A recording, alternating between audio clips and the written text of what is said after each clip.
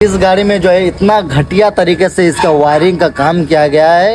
मतलब ये कहीं से काम करवाया था, ठीक है, बाहर में काम करवाया था। अब बाहर में करवाए या अंदर में, लेकिन वायरिंग भाई सेफ्टी रखना चाहिए। अभी जैसे कि इसका हेडलाइट का वायरिंग है, अभी देखो कुछ इस तरह से रख दिया गया है, ओके, पूरा जल जाएगा, पूरा वहाँ से लेके मेन वायरिंग जल जाएगा। सिर्फ उसी का ऐसा करके नहीं रखा है। अभी जैसे कि ये वाला वायरिंग है, इसका भी सेम वही वाला करके रखा है। ये देख रहे हैं अंदर में सेम उसी का ऐसे जैसे तैसे, मतलब यार जैसे तैसे वो वायरिंग को फिट करके छोड़ दिया। कोई सेफ्टी का ये नहीं है, जैसे तैसे हो गया बस खत्म भाई कहानी। भाई इस तरह का बिल्कुल भी मत करो भाई, पैसा ले रहा हो लेकिन काम एक तरह का करके दो।